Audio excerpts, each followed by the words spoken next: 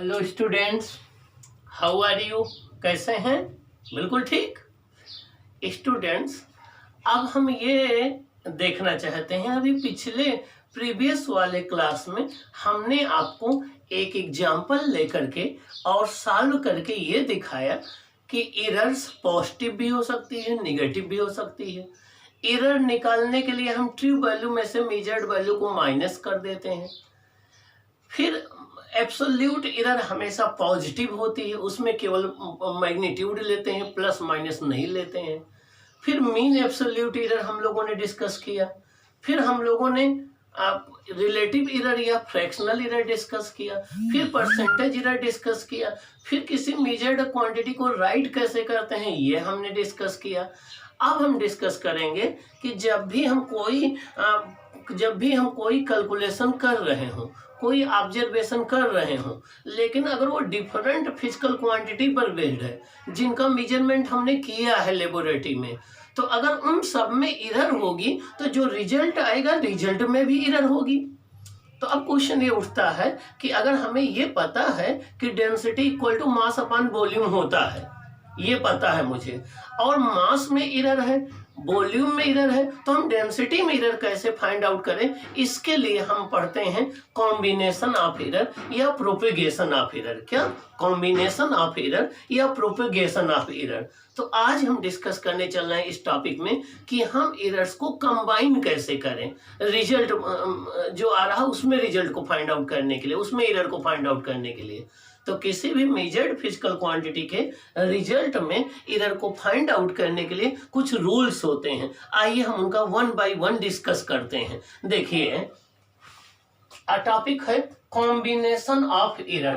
Combination of errors, इसको हम combination of errors, ERRORS,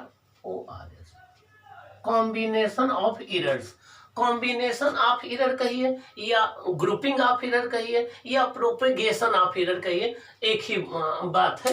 चलो देखते हैं। पहला रूल है किसके लिए? Errors of a sum or difference. Errors of a sum or difference, यहाँ दो आया है, एक सम और एक आया है डिफरेंस। इसका मतलब ये हो गया कि अगर हम दो क्वांटिटी का सम कर रहे हो या दो फिजिकल क्वांटिटी का डिफरेंस निकाल रहे हो, तो जो रिजल्ट और उनमें एरर हो तो जो रिजल्ट आएगा उसमें हम एरर को कैसे कैलकुलेट करें? अगर दो क्वांटिटी का हम सम फाइंड आउट कर रहे हो या हम उसका डिफरेंस फाइंड आउट कर रहे हो और इनमें एरर हो, तो जो रिजल्ट आएगा उसमें कितनी एरर होगी, हमें ये चीज इसमें सीखना है। क्या करना है? सीखना है। चलो हम इसको स्टेप बाय स्टेप बात करते हैं। पहला स्टेप ये है, let we measure two physical quantity A and B. Suppose कर लो हमने लेबोरेटरी के अंदर कोई एक्सपेरिमेंट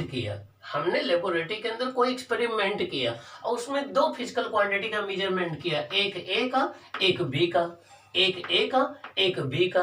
ये ए और बी कोई भी फिजिकल क्वांटिटी हो सकती है, इससे आपको नहीं मतलब है, बस हाँ एक ए फिजिकल क्वांटिटी है, एक बी है, ए और बी का मेजरमेंट किया। ए में जो एब्सोल्यूट एरर है वो डेल्टा ए है, ए में एब्सोल्यूट एरर डेल्टा ए है, बी में एब्सोल्यूट एरर डेल्टा बी है, ए में एब्सोल्यूट एरर डेल्टा ए है, बी में एब्सोल्यूट एरर डेल्टा बी है। अब क्वेश्चन ये उठता है, तो ए को हम कैसे राइट करेंगे?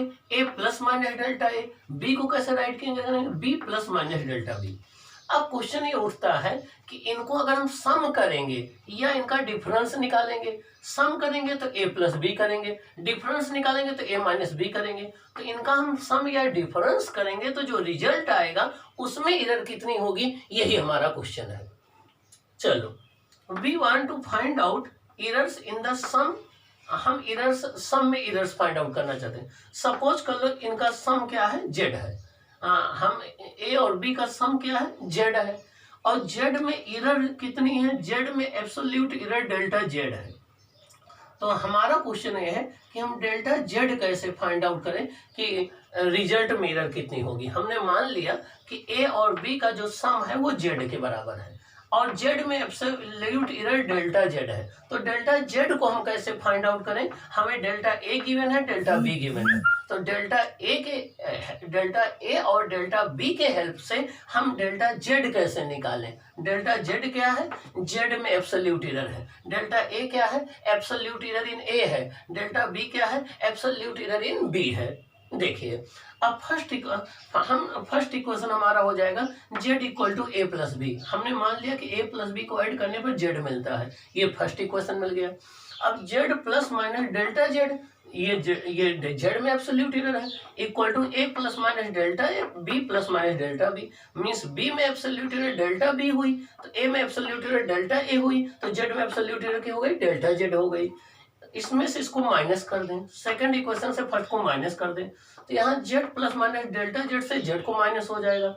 यहाँ इसमें से हम a प्लस बी को माइनस करेंगे, तो देखिए ये हो जाएगा z plus minus delta Z minus Z equal to a plus minus delta A plus b plus minus delta B minus a plus B. अब देखिए क्या होगा, z से z कैंसिल हो जाएगा, a माइनस ए से a कैंसिल हो जाएगा, b से b कैंसिल हो जाएगा, यहाँ बचेगा प्लस माइनस डेल्टा ए, यहाँ बचेगा प्लस माइनस डेल्टा b, तो हमारा हो जाएगा plus minus delta z equal to plus minus delta A plus minus delta b। अब एरर हमेशा ऐड होती है, अगर आप पढ़ाई में कुछ एरर करोगे और पंक्चुअलिटी में कुछ एरर करोगे तो जो एग्जाम में आपके मार्क्स आएंगे उसमें एरर जो है वो दोनों को ऐड हो जाएगी, तो एरर्स हमेशा ऐड होती है। अब अगर हम मैक्सिमम एरर निकालना चाहते हैं, जेड में कितनी हुई, the maximum absolute error in Z, Z में जो मैक्सिमम एब्सोल्यूट एरर होगी वो delta Z equal to delta A plus delta B होगी। इसका मतलब ये हुआ कि ए में जो एब्सोल्यूट एरर आई, बी में जो एब्सोल्यूट एरर आई, उन दोनों को हम ऐड कर दें तो वो जेड में एरर आ जाएगी। ये बात चाहे डिफरेंस का हो चाहे सम का हो, दोनों के लिए होल्ड करेगा। ये बात चाहे सम का हो चाहे डिफरेंस का हो, दोनों के लिए होल्ड करेगा। इसका मतलब ये हो गया कि रिजल्ट में जो एब्सोल्यूट एरर होगी, जो इंडिविजुअल क्वांटिटी है उनमें जो एब्सोल्यूट एरर है उनके सम के इक्वल है। रिजल्ट में जो एब्सोल्यूट एरर होगी वो जो इंडिविजुअल क्वांटिटी है उनमें जो एब्सोल्यूट एरर है उनके सम के इक्वल होगी। अब रूल क्या है, रूल नंबर 1 देख लो। रूल नंबर 1 है when two quantities are added or subtracted, means two quantity को हम चाहे ऐड करें या सब्ट्रैक्ट करें, दोनों के लिए ही रूल लगेगा, चाहे आप ऐड कर रहे हो चाहे सब्ट्रैक्ट कर रहे हो। The absolute error in the final result, final result में जो एब्सोल्यूट एरर है, is the sum is equal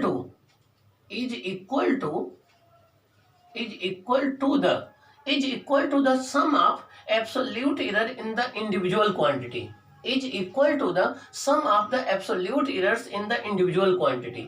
मतलब क्या हुआ कि जब हम दो क्वांटिटी को ऐड करें या सब्ट्रैक्ट करें तो जो रिजल्ट आएगा उस रिजल्ट में जो एब्सोल्यूट एरर होगी वो उन दोनों इंडिविजुअल क्वांटिटी में जो एब्सोल्यूट एरर है उनके सम के इक्वल होगी।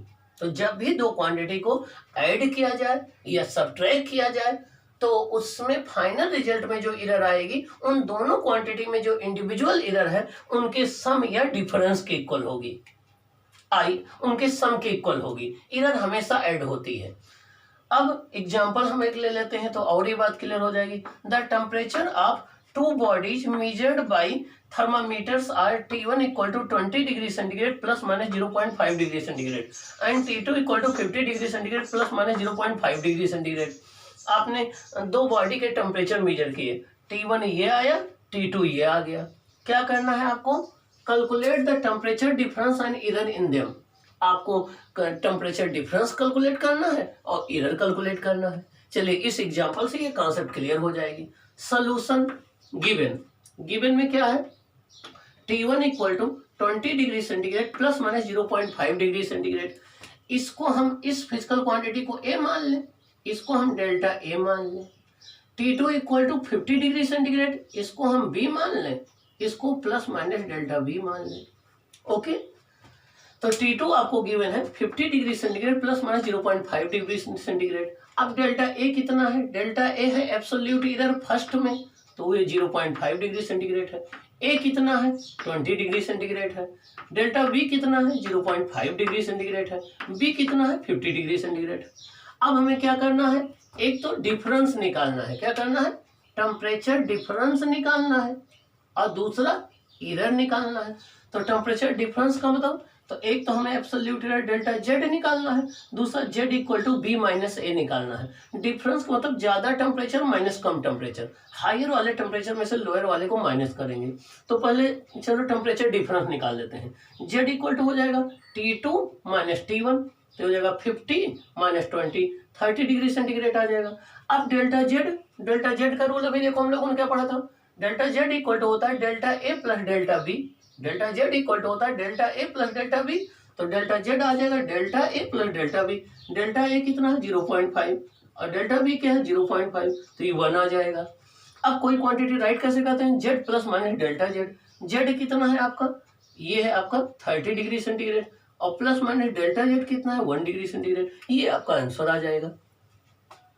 ओके, तो ये आपने देखा कि ये पहला रूल है एरर्स के लिए, जो हम अप्लाई कर दें तो दो क्वांटिटी के सम या डिफरेंस में हम एरर आसानी से कैलकुलेट कर सकते हैं, हम आसानी से एरर कैलकुलेट कर सकते हैं। ओके, चलो देखते हैं नेक्स्ट।